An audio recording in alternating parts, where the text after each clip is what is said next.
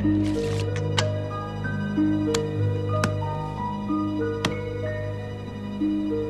de pique.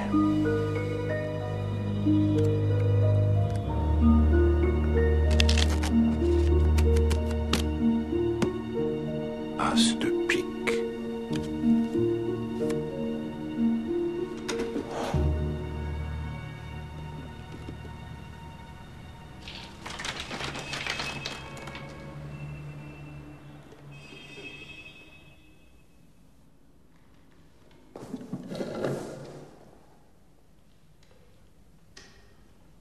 Bonjour, messieurs.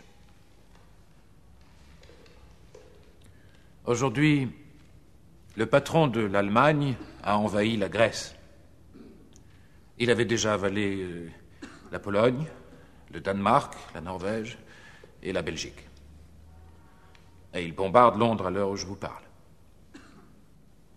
Où que cet homme se rende, il anéantit soit des vies, soit la liberté en toute impunité. Et il orne d'étoiles jaunes certaines personnes à qui il dénie le droit de parler.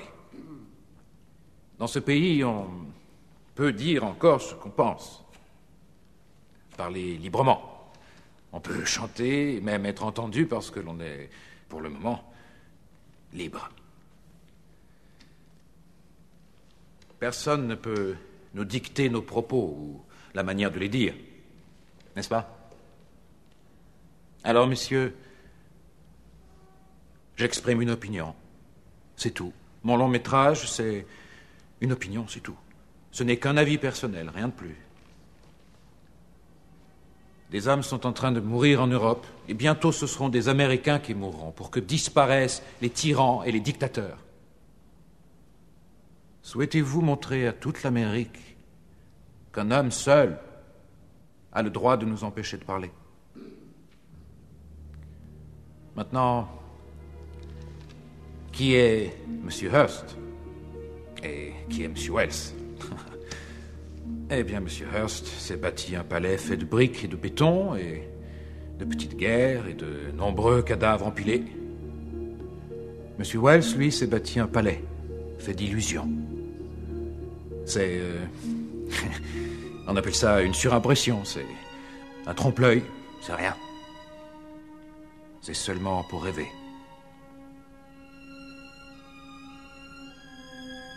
Aujourd'hui, vous avez l'occasion de faire en sorte que le rêve triomphe. Merci.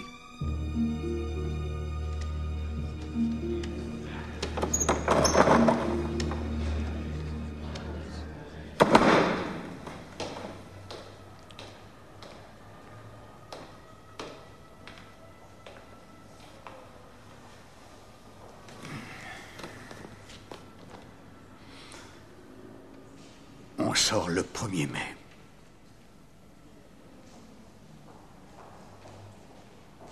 Très bon ton petit discours. Mais t'as de la chance. Hearst fait banqueroute, maintenant c'est officiel. Il y a des petits discours qui ont changé le monde, George. Tu étais sincère?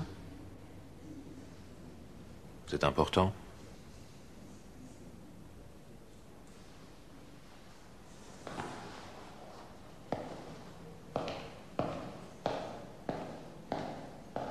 Oui. C'est important.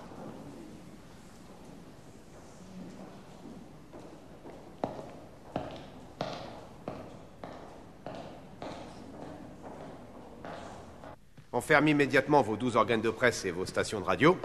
Il faudra après liquider vos biens, et ce aussitôt que possible. D'abord vos terres du Mexique, ainsi que votre collection de peintures et d'antiquités. Monsieur Hearst a passé sa vie à réunir toutes ces choses. On a pris contact avec Gimbels à New York. Ils sont prêts à faire une vente spéciale. Ils libéreront tout un étage pour stocker la marchandise. Vous devriez vous y rendre en personne pour signer les actes de vente, bien entendu. On ignore encore s'il vous sera possible de garder ce château.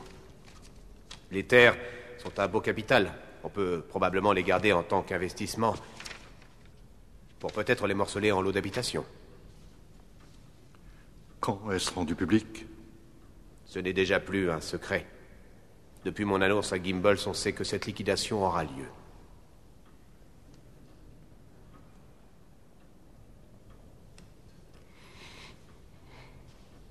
Ça fait rien, Bob Signe.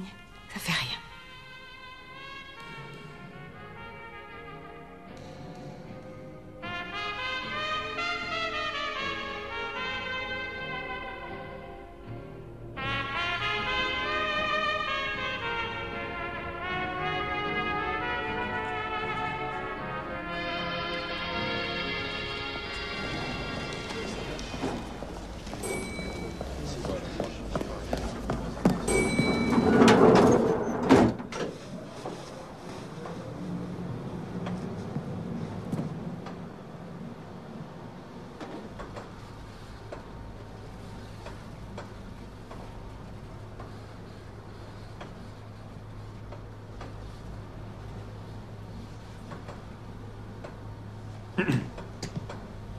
Monsieur Hearst, je pense que vous avez dû oublier mon visage. Je m'appelle Orson Welles. Je vous ai reconnu.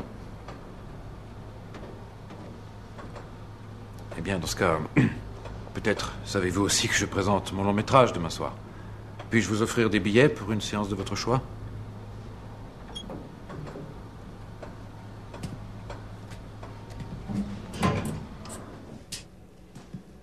Je m'étonne. Avez-vous quelque idée des dégâts que vous avez causés? Et vous? Oui, intimement.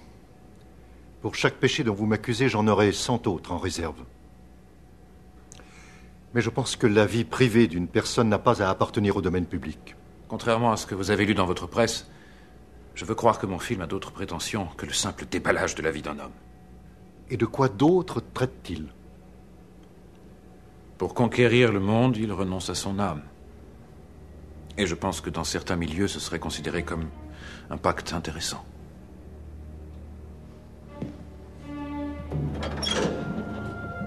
Ce n'est pas ma vie que vous sabotez avec votre film, Monsieur Welles.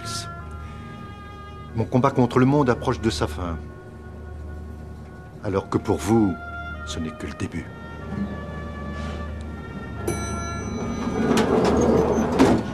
Bonne chance, Monsieur Welles.